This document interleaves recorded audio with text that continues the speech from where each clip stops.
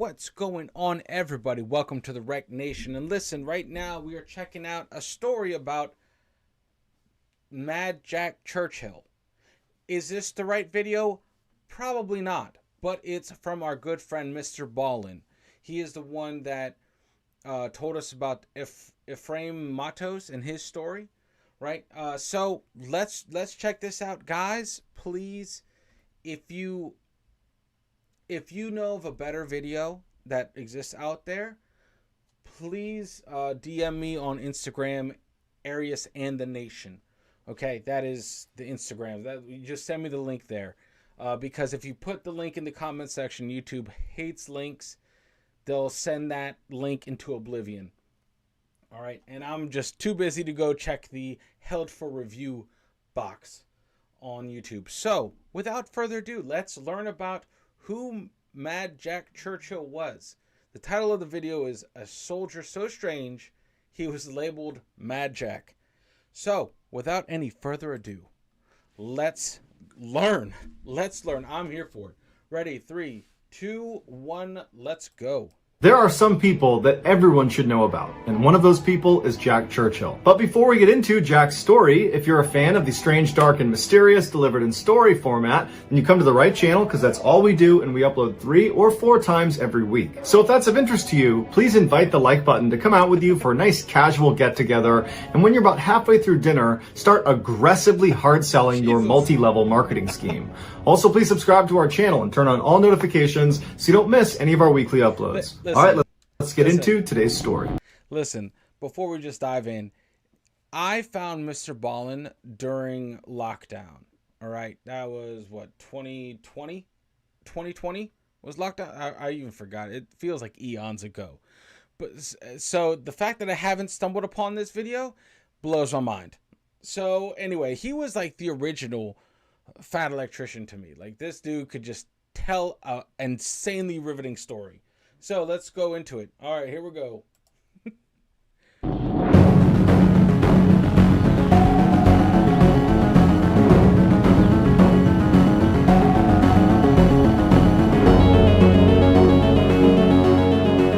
In 1926, Jack Churchill graduated from one of the UK's most prestigious military academies called Sandhurst, thus becoming an army officer.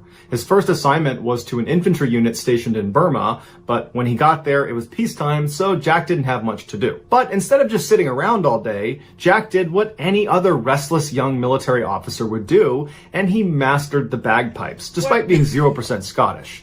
He also took a trip across the entire Indian subcontinent on his motorcycle, almost entirely on unpaved roads. But in 1936, despite these incredible side hobbies, he just wasn't really that interested in being a part of the military when there wasn't anything going on, and so he decided to get out. He moved to Nairobi, Kenya, where he became a newspaper editor / male model / movie extra. During his off time, he still took his bagpiping very seriously, placing second in a prominent piping competition in 1938.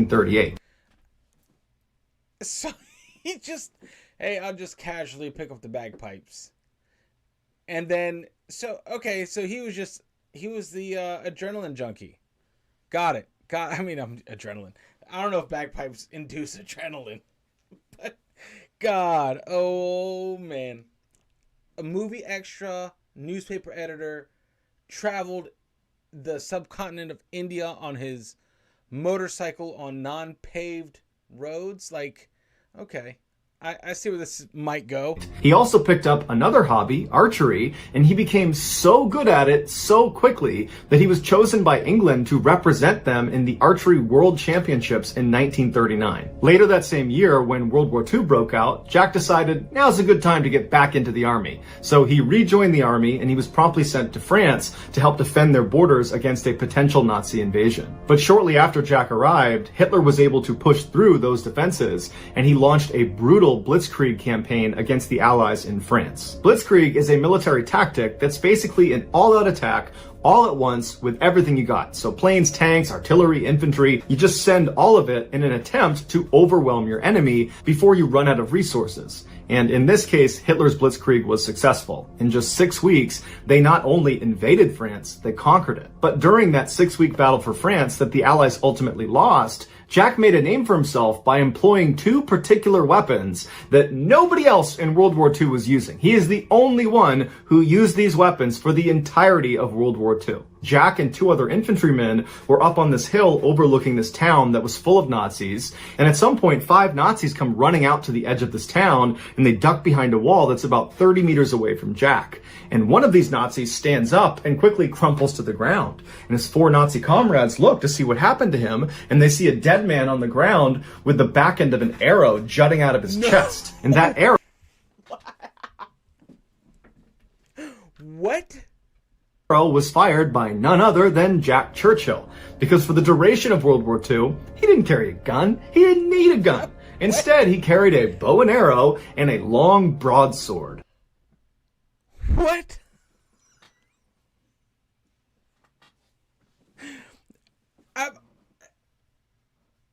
I'm just like, I'm just trying to wrap my head around like the psychological damage that would do to you. Right?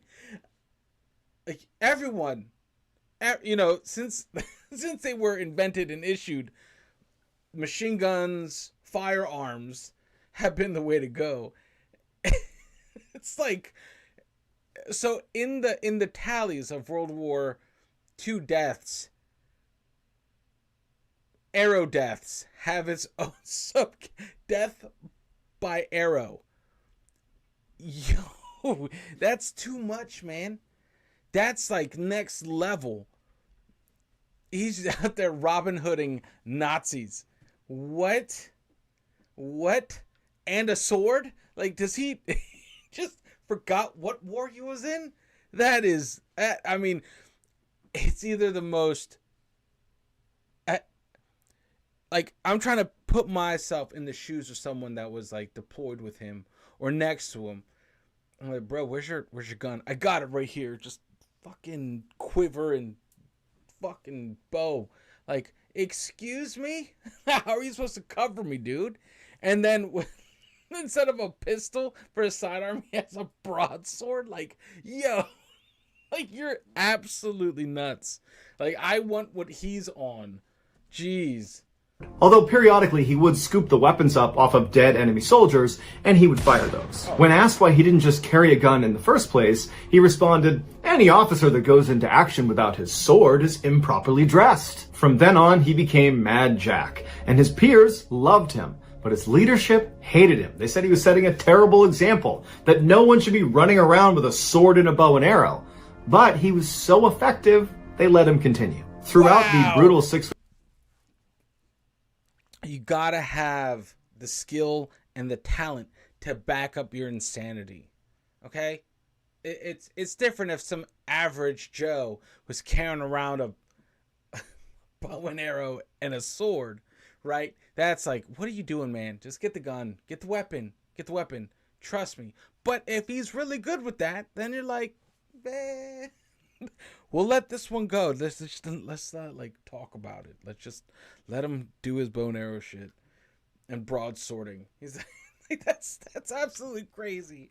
That's absolutely crazy to think about. If you're an enemy and you're fighting and you don't hear nothing because arrow is completely quiet, right?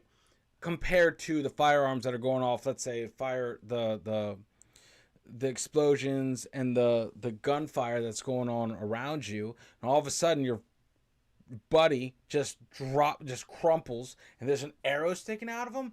That's different. Like, now I gotta worry about arrows. Like, yo, that's too much, man. Week battle for France, Jack would lead. Let me take it back. I'm sorry, guys. That no one should be running around with a sword and a bow and arrow. But he was so effective, they let him continue. Throughout the brutal 6-week battle for France, Jack would lead dozens of these small raids against the Nazis, and he would just pick them off one by one with his bow and arrow and with his sword. And in one particular raid, he got shot through the neck, but he was so nonchalant about it that when he got back to base, someone was like, "Hey, Jack, you're bleeding." And he was like, "Oh, yeah, I am." They were like, "Well, what happened?" He's like, machine gun. After the Allies finally lost this battle for France and were forced to evacuate, they found a diary from one of the British soldiers, and in it he talks about the one thing that motivated him and the other troops around him, and that was the sight of Mad Jack running hither and thither with his bow and arrow and his broadsword. For his bravery in France, Jack was awarded the Military Cross. After leaving France, Jack heard about this new unit, the Commandos, that was being stood up to aggressively sabotage Nazi operations, and they were looking for volunteers. And Jack didn't know much about what they were going to do, but they promised combat, and so he was all for it, and he volunteered. The Commando unit would go on to become the famous British Special Forces, and the training they put Jack and the other volunteers through was absolutely brutal, and Jack just loved it. He loved being in the Commandos. After graduation... Some people are just built for this, man. Like, when I went in, I had absolutely nothing to lose, right? And that to me made me invincible, you know, because I didn't have a wife, I didn't have a girlfriend, I didn't have a son, I didn't have a family. Like, you know, I was out there just solo dolo, you know, not a cell phone in sight, living my best life. But like, this is just different. This is different. Some people are just built different and built for this, and I salute them. I have all the respect for them. You know, it's just something clicks, and these guys just thrive in this environment. And we need people like that out there in the world, 100%, because that's awesome. So he got in to would this be the SAS, like the fledgling state of the SAS? Please let me know in the comments. All right. British Special Forces, and the training they put Jack and the other volunteers through was absolutely brutal, and Jack just loved it. He loved being in the Commandos. After graduation in 1941, Jack was put in command of a commando unit that was tasked with going to this Norwegian town of Vågsøy and taking down a Nazi garrison there. And so they loaded up into their amphibious landing craft, and Jack's got his kilt on, and he's got his bagpipes, and he plays the bagpipes on the entire transit over to Vågsøy to pump up the commandos. And then Jack's landing craft was the first to reach the shores, and when its ramp came down, Jack was the first off, and he just kept playing his bagpipes, despite the fact that the Nazis now see them, and they're shooting at them. So rounds are impacting around him as he's blaring his bagpipes, and only when he finished his song did he shoulder his bagpipes, pull out a grenade. He saw some Nazis running along the ridgeline. He throws a grenade at them and pulls out his sword and runs into battle. In just a few hours, the Nazi garrison had fallen, and Jack was awarded his second military cross. During the Italian amphibious landings in 1943, Jack again was in charge of a commando unit, and they were tasked with capturing a Nazi observation post that was in this town just outside of Salerno. It was well defended and fortified, and Jack and his men were outnumbered 20-1. So Jack came up with a genius plan. Instead of using stealth tactics, he broke his small team into 6 different groups, and he placed them all around the outside of this town. And it was nighttime, so the Nazis did not see them setting up. And then on Jack's call, he had them all yell out at the exact same time, "Commando!" And the Nazis in the town were so caught off guard by all this yelling coming from all around them, they assumed a huge force is coming to take over this town. And so they went on the defensive. And so after their big war cry, Jack and his group are the first to charge down into this town, and Jack and one other guy would actually splinter off, and they would discover this big group of Nazis that were setting up their mortars. And so Jack and this guy sneak up behind one of them, and Jack grabs him from behind, holds this sword to his throat, and orders him to tell the rest of the team to surrender. And so the rest of the team, who vastly outnumber Jack and the other guy, they turn around and they see this lunatic wearing a kilt, wielding a sword. He's got bagpipes slung over his shoulder along with a bow and arrow, and they're like, okay, we give up. Shortly after, the rest of the Nazis in this town would surrender to Jack and his men, and for his actions, Jack would be awarded the Distinguished Service Order. In 1944, Jack was in Yugoslavia with the Commandos trying to capture a strategically valuable location called Point 62. And when every man in his team was either killed or severely wounded, and when Jack had run out of arrows, instead of surrendering, he pulled out his bagpipes and started playing until a grenade detonated behind him, knocking him unconscious. The Nazis captured him and sent him to Berlin to be interrogated because they believed, because of his last name, Churchill, that he was connected to or related to the Prime Minister, Winston Churchill. He wasn't, not at all, so they ordered Jack to be sent to a concentration camp. On his way out of Berlin, Jack secretly flicked a lit cigarette butt into one of his interrogators' offices, and he lit it on fire, but nobody knew it was him. And so Jack arrives at this concentration camp, and he's only there for a couple of months before he and another British military officer managed to escape by crawling underneath one of the barbed wire fences. They had slowly burrowed a tunnel without anybody noticing, and then they jumped down into this abandoned drainage pipe, and they crawled out to freedom that way. But their freedom would be short-lived because they only made it a couple of miles before they were recaptured by the Nazis. And so they were ordered to go to another concentration camp that was considered much more secure. But after only having been at this new concentration camp for less than a year, once again, Jack was able to escape. Yeah. This time it was because there was a power outage at the camp, and Jack just put his shovel down and casually walked out the front gates, and nobody noticed. He walked 150 miles in the treacherous terrain of the Alps, surviving on vegetables he had stolen from people's gardens, and then finally, 8 days later, he came across a United States Armored Division, and they took him in and reconnected him with British troops, and then he was ultimately sent back to England. And while Jack was free, he was very frustrated that the war in Europe was effectively over, and he had missed most of it. And so he requested a transfer to go out to Burma to fight against the Japanese in the Pacific Theater, but as soon as he got there, the Americans had just dropped the atomic bombs on Nagasaki and Hiroshima, Japan, abruptly ending World War II. And when Jack heard about this, he was so disappointed he would not get to do any more fighting. He was quoted as saying, if it wasn't for those Yanks, we could have kept this war going for another 10 years. Even though the war was over, Jack desperately wanted to get into combat at least one more time, and so he went to jump school and qualified as a parachutist at the age of 40, and with this new qualification, he was assigned to a light infantry unit, and they were deployed to Palestine to train their army how to better fight the Arab forces. And while he was there, he gained even more fame when he defended a Jewish medical convoy from an Arab ambush, and he did this all while wearing a kilt. Another time, he and 12 of his men helped evacuate 700 people from a Jewish hospital that was under attack from Arab forces. After Palestine, Jack came back to England and eventually retired from the army, and then begrudgingly took a desk job within the Ministry of Defense. And every day on his commute home on the train, he would take his briefcase and throw it out the window as they were moving. What he had figured out was if he threw it at the exact right moment, it would land in the backyard of his house, and he wouldn't need to carry his briefcase from the station to his house. But he didn't explain that to any of the other passengers on the train. They just figured there's some crazy guy who keeps throwing his briefcases out the window. In his retirement, he also became an extremely talented surfer, and at one point he wanted to What the fuck is... Oh, man. Oh, my God. Oh, come on. Just build surf the Severn Bore, which is this huge wave in southwestern England that nobody else had surfed before. And locals that were familiar with this treacherous wave, they cautioned him and said, you really shouldn't do this. And he looked at them and he just said, I'll be all right. And then he proceeded to be the first person ever to successfully ride that wave. Jack would ultimately die in 1996. He was 89 years old. So that's going to do it, guys. Amazing. If you found the secret... Yo, that's amazing.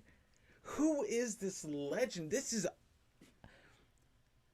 There's gotta be a movie about this man. This is like main character energy all the way through and through till the day. See, I feel like these legends, they don't just die. They just turn off. You know what I mean? They're like, there's no more wars left to fight, bud. So you did good. Like a sword and a bow and arrow.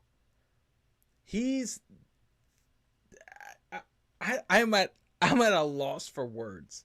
Like, what? Just a bow and arrow and a sword, dude. Like, you know, and hear me out. Like, you know, he had to be mad talented with those weapon systems in order to be like justify carrying them, because and a kilt and like what? Like, if you put yourself in the enemy's shoes, and that's who you see, one, your expiration date is today. Two, it'll take you a couple takes. It'll just like, what? Did we just see that? No. Look again. Yeah, he's getting closer, by the way, and he has a fucking sword. Man, what? This dude is awesome. secret in today's episode. Let us know in the comments what it is and where you found it, so give us the timestamp. And if you're the first to do that, we'll pin you at the top of the comments section. If you enjoyed today's video and you haven't done this already, please invite the like button to come out with you for a very casual get-together. Listen, Mr. Ballin has some absolutely awesome videos. I'm subscribed for sure. He kept me entertained all throughout lockdown. So yeah, guys, let me know. Hear me out on this. This is what happens. I choose random videos, just random videos that come that I'm like, oh man, this is kind of cool. This is kind of interesting to me, because there has to be a little bit of both. You know, I want to get to the comments as much as I can, and this is where this comes from. Because we're not just the Fat Electrician reactions. Okay, we're going to try to be a little more than that. So please let me know. I don't mind revisiting Mad Jack. Okay, Mad Jack Churchill. So let me know in the comment section. Also message me, DM me the link on Instagram, Arius and the Nation. That's my Instagram page. So yeah, guys, this was nuts. This is going to go under Legends of Battle for sure. So I know that there's probably different videos. I had a slew of videos to choose from, and I trust Mr. Ballin. He is a dope ass storyteller and reteller, I guess, history teller. And so yeah, guys, let me know what you think of the video, and if not, please put the right link in the comment section. Anyway, with all that talk, much love. Make sure you unplug, do something legendary, and I'll see you guys in the next video. Later, guys.